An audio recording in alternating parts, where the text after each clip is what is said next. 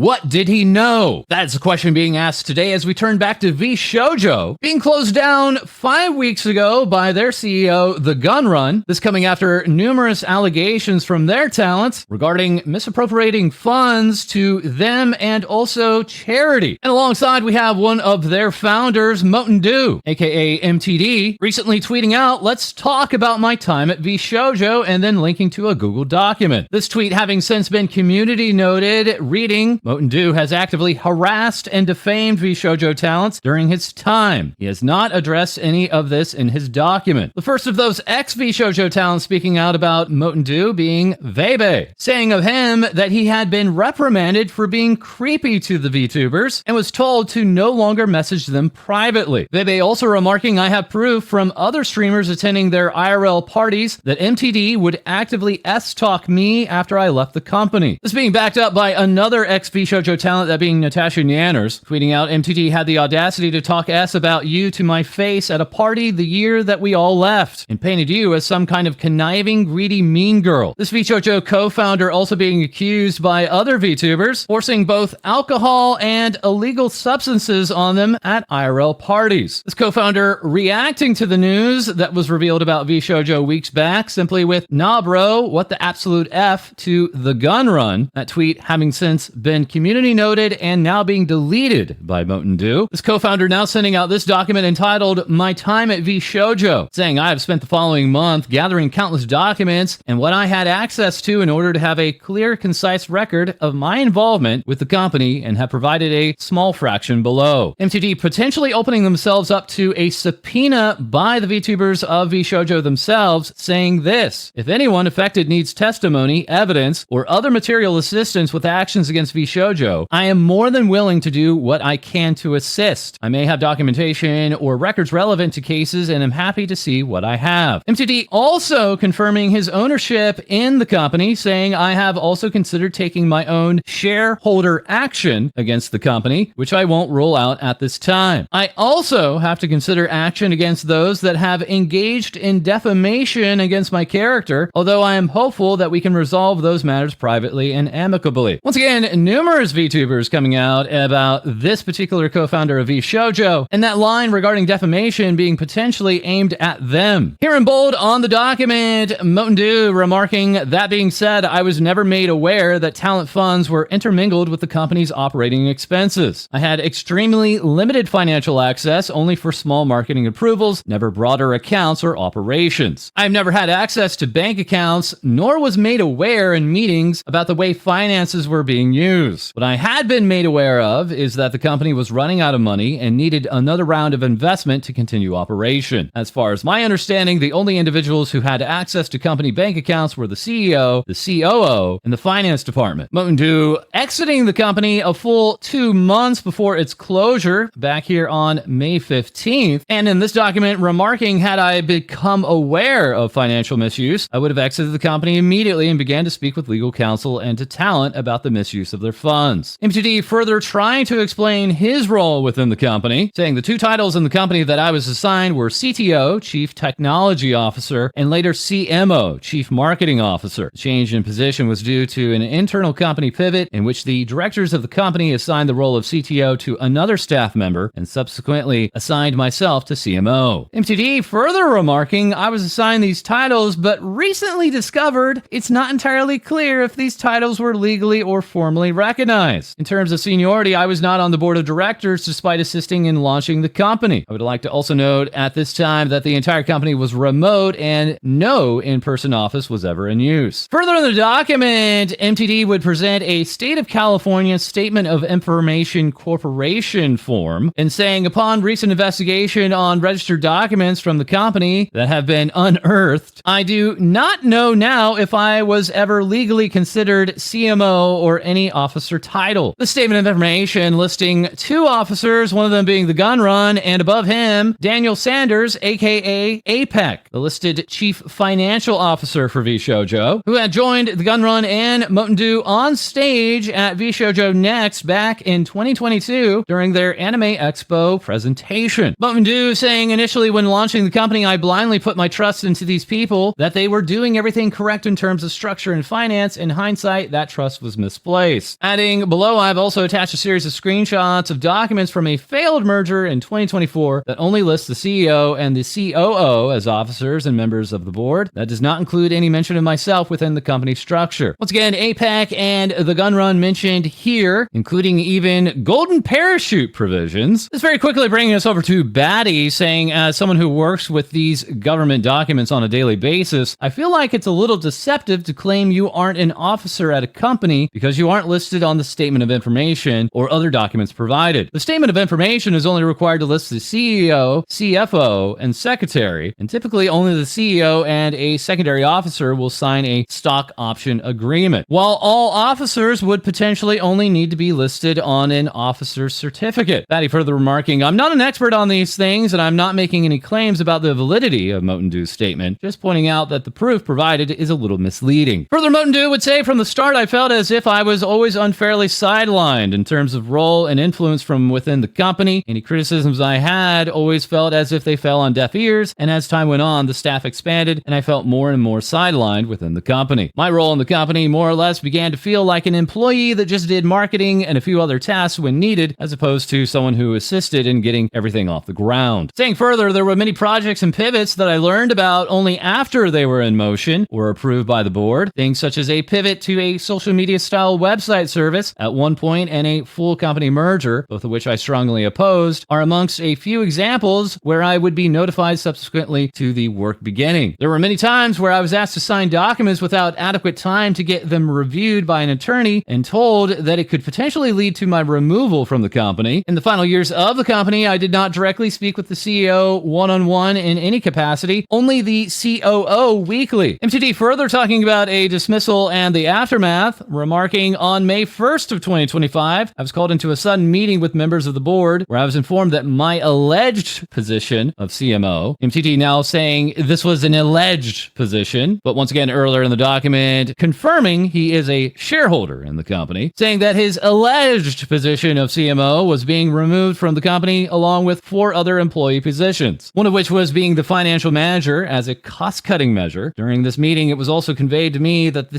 COO would be stepping down for unknown reasons. It was agreed upon that the statement I would make publicly would be written in a way to make the departure look more favorable for the company and myself, so as to not raise any alarm bells about the health of the company or create speculation. Given my growing distrust with the board up to this point due to talent departures, I have recorded notes and transcripts from these meetings that I have retained for my records, those potentially being records that could be subpoenaed by the actual attorneys for the VTubers themselves. After exiting the company, Motendu would reach back out on July 2nd, remarking, I have a pretty large forward-facing thing I'm working on this month that is slated for late July and early August. Can you keep me up to date on anything large-scale that might be happening at VShojo around that time, whether good or bad, company dissolution, new members joining, members leaving, company sale, etc. Need to have all that on my radar in case I need to move times and things around. 8 days later, the gun run responding, hey MTD, connecting you with Do Blank, this name being partially blanked out. He's been taking over for more VShojo leadership things and can keep you better up to speed. MTD 5 days later saying, so doing a check-in if there's going to be any upcoming negative news or the like over the next 30 or so days so I can prepare in advance as I look to launch a new public-facing project in that window. This new individual replying, I'd say the answer is probably yes. One way or another, there's going to be some negative stuff publicly, I can't say what. And then on July 21st, when the allegations of these funds being misappropriated were made public, this individual would further reach out to Motendu saying, well, Mouse, that being Iron Mouse, just posted a thing without any advance notice, so heads up. As if Iron Mouse, in any form or function, was responsible for alerting VShojo to the message that she would be sending out about them misappropriating funds to both her and $500,000 owed to charity. MTD and this DM conveniently saying, can I get some context here as this is the first I'm hearing about any of this? This individual, again, conveniently responding, VShojo owes a lot of money to talents. I don't know when you were involved with the company, but it's been an ongoing known issue for a year, and the charity payment is related. Adding, VShojo ran out of money some time ago and has been operating with what was supposed to be talent money, hence causing the current situation. MTD responding, I was never made aware of this being an issue from both CEO and COO. I was aware there was financial issues, but not outstanding payment, especially for charity. This unknown individual replying to Moten Do with, I've been here 3.5 weeks, so I'm just learning and navigating through this as best I can. MTD reiterating the evidence retained, and that could be potentially subpoenaed, along with ending the document with, I was made aware that the company needed investments, but not that talent funds were being involved in operations. Reactions not exactly being kind to MTD, as also associated with VShojo was Hidden Leaf Games. Back on March 13th of 2024, making this collaboration announcement alongside VShojo, announcing their collaboration on developing a game using the VTuber personalities within VShojo. Hidden Leaf Games seemingly now no longer existing, as their main website also no longer is available. And also now returning after a full month of hiatus is Projekt Melody. You're saying, "Rar, I've returned, my chakras are aligned, goals are clear, and I'm ready for a new chapter." Melody kicking off a number of streams on the 3 main adult sites, still not yet returning to twitch.tv, and seemingly at this time still aligned to attend Vexpo for her meet and greet session. Mel also taking time to drop a new collab song and returning to collab with other VTubers. Now joining other VShojo members with this message from Micro in regards to the Infinikeys collaboration. This company remarking, "We are still awaiting to hear from VShojo concerning any updates on the sale and their plan to either refund the orders or move forward to producing and fulfilling them." Surprisingly, who has returned to twitch.tv is Amamiya Nazuna, formerly of VShojo, saying, "I had so much fun streaming on Twitch. I'll be streaming again soon. I'll be streaming regularly from now on." And saying of the entire VShojo situation, Nazuna hasn't been paid for her merchandise sales either, so I wonder if she won't be paid in the future either. She has no money. Adding, "But the VShojo Japan staff helped me out a lot, and I trust the JP staff, so I think Nazuna should be careful in the future. I'll do my best even if I'm alone." Also further having issues regarding merchandise and formerly of VShojo is Henya, sending out this important notice regarding her merchandise, remarking, "These last few weeks have been very stressful and a lot has been going on behind the scenes. Unfortunately, I can now confirm that VShojo will not be fulfilling any of the outstanding merch orders for my community. I am truly heartbroken. VShojo collected all the money from sales and pre-orders of my merch, but misused the funds without my knowledge or consent. To be clear, I wasn't paid from any of these sales. Some pre-ordered merch wasn't even manufactured at all. If you have any orders for my merch that haven't been fulfilled, I encourage you to speak with your credit card provider about a chargeback. Other talents may have been able to make different arrangements with VShojo, so please also check the talent's announcements for any unfulfilled merch orders." Later adding, "Due to circumstances beyond our control, we can't ship the Henya Bunnyversary merch. We're truly sorry for the inconvenience. As thanks and apology, we prepared exclusive digital content for purchasers. Please fill out the enclosed form by August 30th, JST. And things have not been easy for Henya this month, responding to imposters trying to solicit with her model, responding to them with, "Hello, actual model owner here, Dio. You are not the person who made my model, so please delete this post, Dio. Thank you, Dio." And also alerting us that she would not be streaming due to this, giving this statement, "My mom was taken to the hospital by ambulance and I don't know the situation yet." Later updating that her mother will be staying in the hospital for a while, but she's okay, and adding, "I am so relieved." While Henny on stream would remark that she is ashamed that she ever trusted VShojo, she would also say, "Thank you guys for all the kindness and support. It means the world to me, Dio." Also speaking on merch issues with VShojo was Zentrea on stream remarking that the Gecko onesie had not sold enough units and that this VTuber was potentially looking at a $30,000 bill. Having not been made aware by VShojo of any minimum order requirement, Zentrea then moving forward simply to cancel those orders. As further remarking on the issues with VShojo has been IronMouse, especially regarding the rights to the music that she had created during her time with VShojo, and the music rights potentially still aligning to VShojo instead of going to her. Still, IronMouse would move on with her 8th anniversary. That's right, 8 years as a VTuber, showing off this new model by way of Twin Tails and originally designed by Epibee. And that's not all, as recently Rolling Stone published an article of the 25 most influential creators, placing IronMouse at number 17. Rolling Stone replying to Mouse with a red heart, and the Immune Deficiency Foundation replying further, "Very well deserved." This says IronMouse merch can now be found in select Hot Topics, all the while Mouse herself can soon be seen at the Pixel Expo. This event coming up on September 13th and 14th in Australia. And while Mouse is soon set to visit Perth, she can also be seen here. Starforge Systems now announcing we're excited to welcome IronMouse to Starforge as a partner streamer, asking should we make an IronMouse PC. Apari Art also celebrating 8 years of Mouse, complete with this apparel line and letting us know that pre-orders are open until August 31st. Mouse throughout this month also having other issues, as VTube Clips, one of numerous channels that the VTuber Numi has warned her followers about using incorrect lines on thumbnails and misleading thumbnails, has now further began to involve Ex-VShojo talents, all the while Iron Mouse also battling imposters on TikTok. Iron Mouse here with, "Hey TikTok, this person is not me. They keep restreaming my streams and are re-uploading all my clips. This is the second account they have made pretending to be me. We've tried reporting, yet this account is still up doing this." This account thankfully having since been removed from the platform. And now back onto the topic of Ex-VShojo talents, we have AnimeNYC. Not only helped create an original song as inspired by K-pop Demon Hunters, but now releasing a cover from the K-pop Demon Hunters movie titled Takedown. AnimeNYC teaming up with both Bao and Mori Calliope of Hololive English. This cover set to release this Friday, August 29th. AnimeNYC updating us, "Not my cover of your idol being so popular and used on TikTok that people are calling it AI. It's left my circle for real for real." And the same day also stating, "Over the past couple of months, I've really lost faith in so many companies and so many individuals. But for as much bad as I've seen, the love has been double, so I'm just thankful for at least that. Thank you for keeping me afloat." All the while, we also have Pia P, a talent meant to debut in VShojo before the closure of the actual company itself. Over the month, remarking, "I pray there will be a day where I don't wake up thinking about VShojo and go to bed crying about VShojo." Further sharing, "Guess who signed up for therapy today? I've always done it on my own, and I'm sure I could do it this time too, but not gonna lie, this whole situation did a pretty big number on me. Thanks for all the support and well wishes." Clarifying to those that were not in the know, we were supposed to debut in the summer, but it was delayed. I'm actually still assigned talent at VShojo because of legal things still being sorted. PP talking about the Lost Girls, now running with this name, the Beasties. These talents intending to originally launch as the VShojo Monster Girl Gen, one of those individuals being Tori Oriane. Earlier this month, remarking, "VShojo has taken so much away from so many people, not even just the talent or the undebuted talents, such as myself, but also from the fans. If you're waiting for VShojo merchandise you've purchased to be fulfilled, please check your respective creators for announcements. You may need to request a bank chargeback." Tori now showing off this look, complete with a full reference sheet. As tonight, the Beasties will be joining Jaden Animation. PP saying, "It's now payback time." And lastly, formally with VShojo, we also have K-san, remarking, "When I looked into it, I found that the unpaid amount from VShojo was more than the total prize money for EVO 2025. This is no laughing matter." That is, K-san would be laughing alongside Sayu and Fillion, taking part in a Truth or Dab challenge with those two. And now we're checking in with Hololive English. This past weekend holding their third English concert, returning to New York City, but this time being hosted at the Radio City Music Hall. That as keen-eyed viewers noticed something off about the backgrounds used for this particular concert. Kaneki Arby here with generative AI in front of my myth and using it for backgrounds of the artists of Hololive. Such disrespect. Adding the obvious sign is the text doesn't make sense at all. This all being caught on the first night and saying, "Don't forget there's still day 2. I know a lot of people are disappointed, myself included, but let's keep our spirits up and cheer for the girls. They worked so hard for this concert. This might just be an honest mistake from Cover to not properly check their third-party works." This being further confirmed by Takanashi Kiara on stream, saying this was not what the talents wanted, and to her understanding was not a work of Cover Corporation itself. Saying further, there is a possibility that there may be an official message in regards to this AI-generated background work. As also giving feedback on this event was Luid, the studio finding many who agree with them after saying, "I have a serious complaint about Hololive concerts. Whoever is doing the vocal tuning needs to be fired. I noticed it at Connect the World, and then again at Breaking Dimensions, Synchronize, and here at All for One. I don't like bringing up drama, but the chipmunks need to stop." As also being posted over the weekend were very high prices, including this Mume plush going for $280, along with a Man I Love Fauna hat running for $330. But on the plus side, others had fun. Local here with saw a Marine cosplayer with a fat ass and a bikini. God bless America. Cover Corporation CEO Yago after the concert saying, "We were able to successfully complete the Hololive English third concert All for One. I would like to once again express my gratitude to all the fans, talents, employees, and other staff members who have supported us. I hope to continue spreading VTuber culture around the world through events like this." Kiara also confirming attending the event incognito was was Emilia Watson, while on stage and from overseas was Hololive Japan's Tokiyama Toa, showing off this shot of the auditorium and her plushie, alongside saying, "Thank you for watching, it was fun. How was Toa English? I did my best." Further giving us this very New Yorkian, "I'm walking here," while further taking to the stage at this concert was Raura Panthera, remarking, "Sometimes dreams really do come true." The members of Hollow Justice taking time to appreciate their fans and communities. Raura now returned to the Romance Kingdom and remarking, "My parents are watching the concert again. Help. I'm kind of happy, but also shy." As perhaps who was not shy and on hand in New York was Crazy Ollie, sharing, "Narissa came to the room and hit me in the face with her meat stick. I couldn't eat it because it was too salty. It was a Slim Jim." Further letting us know, Liz sat on me, then Narissa sat on Liz, then Risu sat on Narissa, then Gigi sat on Risu. That being reflected in this artwork here from Keen Biscuit, alongside this piece from Kuvo. Ayundo Risu confirming this is legit what happened. As just for the 2-day concert, there was also the synchronized production at AnimeNYC, alongside numerous HoloID meet events on the actual convention floor. As it was also on the floor incognito was Shiori Novella, sharing to her community, just sharing more pictures from AnimeNYC. As for the con, it was super fun. I even went out in cosplay. Had to navigate the subway in silly dress up just to get there. It's a very active time in HoloLive, including Hoshimachi Suise, gracing the cover recently of Forbes Japan for their 30 Under 30 issue. Well, now we have major news out of HoloLive Indonesia, confirming that tickets for their first live concert, Chromatic Future, celebrating 5 years of HoloLive Indonesia, is now a sold-out event. HoloLive Indonesia saying, "We'll see you again at a colorful concert on November 15th. A few questioning if it's actually